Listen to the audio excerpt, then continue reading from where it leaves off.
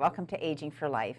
It is my honor today to talk with Dr. Bill Thomas, who, along with his wife, Jude Thomas, has done more than any other individual in the country and probably the world to transform the way we live in our elder years by compassionately redesigning space and care arrangements for now hundreds of thousands of elders across the world.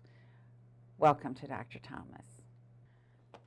Bill Thomas, you are probably the most influential person in the world improving the ways in which elders live. And I am one of hundreds of thousands of people who are deeply grateful to you for the impact you've had on elder living arrangements. So I want you to tell me the story of how you got started with the Eden Alternative. Sure, I'd love to tell you that. I think the first and most important thing about the story is that the age that I started the Eden Alternative, I didn't know alternative, like a lot of good things in life, actually grew out of ignorance. Beginner's mind, we call that. I went to med school. I went and did a residency in family medicine. I was working in an emergency department. I took a part-time on the side job, and I wound up falling in love with the people and the work. And your on the side job was at a nursing home. Yeah, that's right. So I took a job where I was supposed to be the medical director and take care of 80 people who were living in a nursing home. Medically, it was pretty easy, actually. I taught med students geriatrics for 23 years. I mean, that part's easy. What's really hard is facing up to the failures of the system. You know, at least for me, I was compelled to do something about the failures of the system. That's right. That's the hard part, is changing that, seeing that, and then being moved to change it. So what did you do? Give us a thumbnail about the Eden Alternative. So here's how it really started. I was on duty one day, and a nurse asked me to see a patient who had complained of a rash on her arm. Started talking to the patient about the cream I was going to prescribe. And this very frail person took hold of my arm and kind of pulled me down. And she looked right into my eyes and said, "I'm so lonely." Mm-hmm. And I was staggered by that. I couldn't cope with that. But the interesting thing is that as I got back to the doctor's station and I was doing my documentation, I realized that the cream I was going to give her for her arm was basically meaningless and that she was dying of a broken heart. That led me to start coming into the nursing home when I was not working. Mm-hmm. And boy, did that place look different when I wasn't working. Because when I was working, I'm always running here, running there, answering the phone. Whoa, this is what, I mean, it's a tiny taste of what this woman is experiencing. Right. And I could see loneliness, helplessness, and boredom. And since that moment, I've really tried to the best of my ability to dedicate my life to addressing the unnecessary suffering that results from preventable loneliness, helplessness, and boredom. That's stuck with me ever since, actually. Yeah. And you brought so many people along on that journey. The Eden Alternative, I don't know if you came up with the name, but the plants, the animals that you brought into the facility, the life, actual living things, living creatures that you brought in. Did you make up the name Eden Alternative? I actually did while I was on duty in an emergency room. That the only idea I had was, if I had to choose between living in a hospital or living in a garden, which would I choose? And so my choice would prefer to live in a garden than to live in a hospital. Yeah. So we need an alternative. The best known garden story that we have is the Eden story. We'll make a place that's like a place where humans were meant to be. It's very beautiful. And you saw immediately, you saw measurable changes in people's well-being.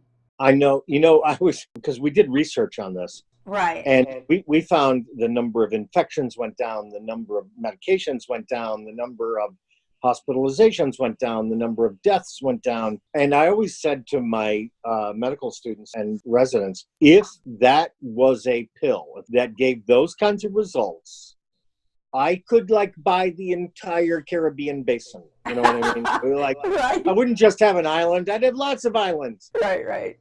But the fact is, it wasn't a pill. It took something far more difficult, which was getting people to change their idea about what long-term care actually should be. I'm so impressed with how, I mean, I guess I didn't realize that it's turned into, yes, physical places, but also a set of principles about how care partnerships should work for not only elders, but also for anyone who's frail and needs help. Let me, if I could pick up on that, because you said something super important. We in America, outside of the institutions and the hospitals and so on, we have this idea that that we call caregiving. And the idea is somebody needs help and somebody's going to give that help.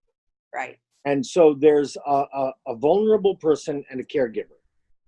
And then everybody else stands around and sends encouraging notes to the caregiver and says, wow, I'm really glad you're doing what you're doing. And, they move on with their lives. And so many people have been damaged by this completely foreign and artificial approach of saying one-on-one. So we, as you said, we value an approach called care partnership. Right. Where there's a partnership with lots of partners. The elder, in this case, is one of the partners. Right. But maybe a daughter is a partner, and maybe a son-in-law, and maybe a minister, and maybe a visiting nurse. All these different people are part of the partnership. Right. That's dedicated to creating well-being. And that means everybody should have well-being. That's one of the parts of the ethos around the Eden Alternative that I think is so important. It's about every member of the team. And also something that I was paying attention to was the frail party, whether it's an elder or another, is not just cared for, but that person is also caring for others. I emphasize reciprocity. Everybody, every human are born with a very delicate meter that tells how much they're doing for others and how much others are doing for them. If you're in line to buy a ticket for a movie and somebody budges the line ahead of you, you're like, that's not right, because that person took something without giving something, and that's just not fair. You don't recognize the damage that's done. Yeah. Well, there's also the other side, which we don't pay as much attention to. If you're always receiving and never giving, it's very corrosive to your spirit. It's damaging to you. In many caregiving situations where an elder is placed in a subordinate position, right, and actually is prohibited from giving back to others, that's just a terrible wrong that we have to right. Right. Your genius of even just a plant, giving somebody a plant is a start, right? Then you're caring for another living thing. Trace, can I tell you a really great study that was done on this in Scotland? So Scottish researchers were looking at a problem where elders were turning the heat in their apartment down so far that there were cases of hypothermia. So, so the researchers got parakeets, went around and asked the elders if you provided the food, would you look after the parakeet? So on the way out the door, the researchers said, oh, it's very bad for the parakeet if the heat is below 65 degrees. Well, then they went back and looked. They were willing to keep their apartment at 65 degrees. Oh my gosh. For the parakeet, even if they weren't willing to do it for themselves. That's impressive. Yeah. That makes me sad. Yeah. I know. It does make you sad when you realize that the ideas in the Eden Alternative are just so simple and so within our grasp. Right. People have a hard time keeping the focus, I think. I'm going to talk with you about dragon food real quick. What I've discovered over time, almost without exception, just about everybody who works in long-term care is a nice person. Right. So where does all this bad stuff come from? And the answer is really what I call the dragon of institutionalization. And that dragon is in that facility all the time. And if you feed it, it gets bigger and stronger. And if you don't feed it, it gets weaker and less aggressive. So people feed the dragon and actually make the institutionalization worse, often because they don't know of any alternative. Right. And with language.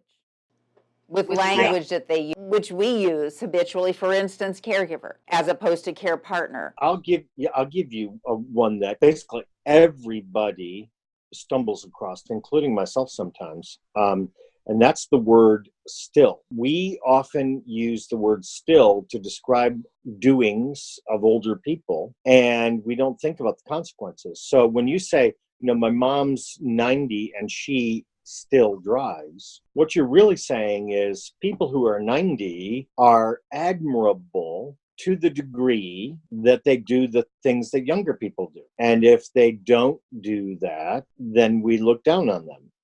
And that basically builds a prison for older people that says you don't want to be ostracized by society, so you keep doing something that maybe is not the best for you because you want people to say she still drives. It's trying to meet a benchmark that's youth oriented rather than developmentally appropriate. You wrote in Second Wind, I'm paraphrasing, boomers' refusal to move into elderhood, away from adulthood and into elderhood, is the most prevalent developmental delay in the culture. Can you talk about that for just a sec? So, you highlighted the problem right at the top. We understand childhood, and we understand how difficult it is to get out of childhood into adulthood. And actually, our whole society organizes itself to help young people get from childhood to adulthood. In the main, we do a pretty good job with that. Then the problem is we think adulthood lasts forever. Right. When there's really a third stage of life called elderhood, you have to get out of adulthood into elderhood with no rituals, no ceremonies, no coaching, no encouragement. And boy, is that hard. And no models that are very attractive to us. I really want to talk about the Greenhouse Project. I want to talk about Minka Homes. I want to talk about your books and magic communities. And I want to talk about the fact that, I have been lucky enough to be in an audience and heard you, urge us to slow down and to move into elderhood. In fact, the subtitle of your book, Second Wind, is navigating the transition, right, to a slower life. And I think that that's a little hard to do. And you obviously do too, right? Because you are doing so much. So how are you doing that yourself? So I actually have a goal of going slower every year, and I want to go slower and I want to have more influence. My way of slowing down is less travel, fewer meetings, more time with a sketchbook, more time walking. And then when I have something to say, it is worth listening to. Right. That's a lofty goal, but I think that going too fast is really valuable to people who want to hold their adulthood near and dear. Yeah. And really damaging to people who want to get to the next level. Because engagement and purpose are essential in elderhood. So I personally am finding it difficult to find the balance between mindful slowing and deepening and maintaining engagement and purpose. I just have not found that balance quite yet. I'm finding myself busier than I want to be. So I wonder from you, who's so eloquent about it, and you are so busy. So I just wanted to chat with you about how you do it. I'm like a lot of people. Seeing a day on my calendar with nothing on it would absolutely terrify me. Like, what is wrong? Right. And now full enough. I'm more inclined, when we are busy, what we're saying is we've awarded a large amount of our time to other people. And all I'm trying to do is just reserving a larger block of time for you. Yeah. You can still award time to other people. There's no problem with that. But other people no longer have a monopoly on your time. Mm-hmm. And anybody who's had young children in the house, Oh, yeah. know what that's like, right? So other people had a monopoly on your time. They don't have a monopoly on your time now.